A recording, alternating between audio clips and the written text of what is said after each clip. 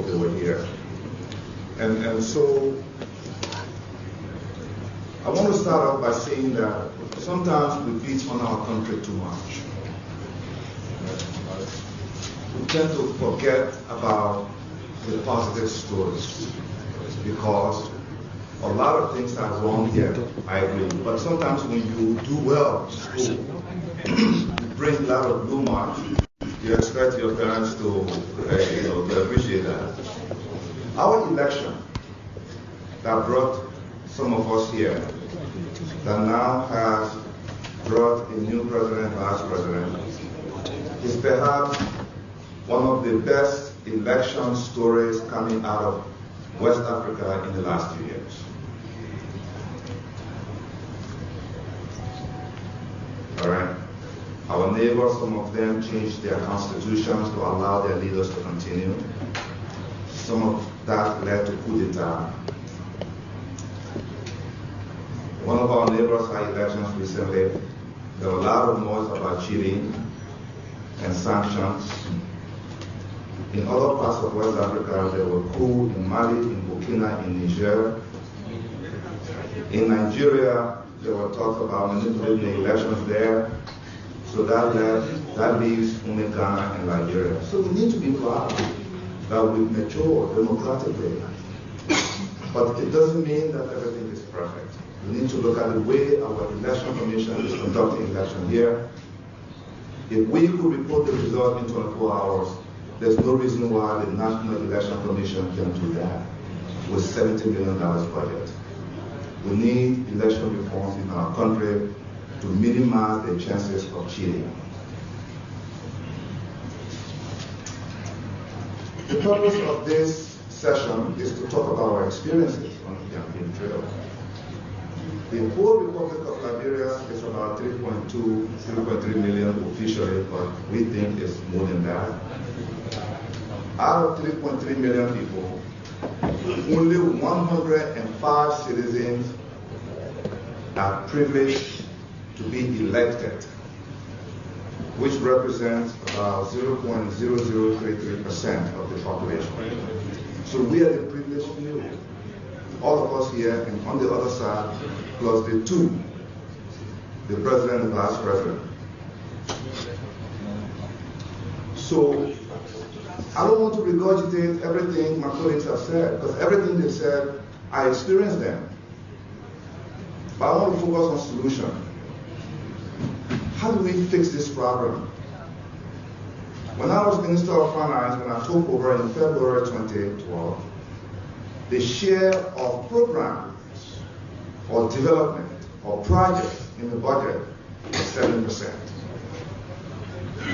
By 2016, it had gone to 40%. Today, it's at 18%. So it's zigzag.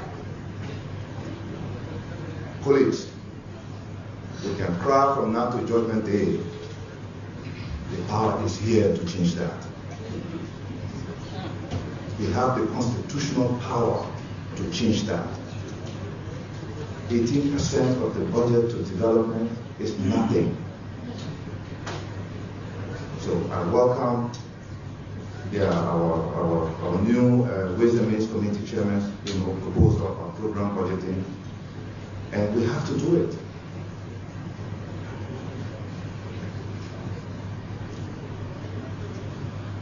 There are three main components that we're dealing with here to make this country work. What we have is not a real country, really. It's a theoretical country we're trying to manage. We need to build a credible state. When people talk about no police presence in certain areas where people are self-contracting justice, that should claim our attention. That's not a real state. When colleagues say money was disbursed to the police, but no logistics to move around, that's not a real state. When the entire education system is littered with volunteer teachers, that's not a credible state. When your budget is 95% recurrent expenditure, a do-nothing budget, where we just pay ourselves and that's it, there's no room to fix all these problems we're talking about, that's not a credible government. The power is here to change that. but I think we face challenges with that. So we need to go and really sleep on this, whether we want our legacies to be beginning the process to build a credible state, or we continue to make noise around this theoretical state we're in. The government is inefficient. The households, the family structure of this country, the children, there's not a single family in this country today that does not have a child who is a drug addict. The issue of fighting illicit drugs becomes necessary to save the future of our country. After us, all of us here, me, I'm in my early 50s, 10 years from now, we should give space to the next generation to come and try. We are trying to fix the issues that our fathers and mothers' generation did not fix. So who is in front of us to fix this problem, to continue to carry this thing? We need to look at the drug law. We need to enforce it. We need to invest in the DEA. We need to go to health and put mental health and rehabilitation back on the table. Thank you, my brother. Welcome. That's what we need to do. Welcome. When the budget comes here, that what we should be looking at, the future is going. The drugs is eating away our country's future. Tomorrow's labor force. You bring investors here, who's going to do the work? I have a farm.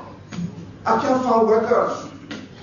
I'm sure it's the same story of those who have ventured into agriculture. No workers. The dream of an 18-year-old to 30-year-old today is a $800 motorbike. That's the Liberian dream, folks. $800. It's not about going to school and acquiring technical skills and coming out and making a difference. It's just to get $800 to go hustle.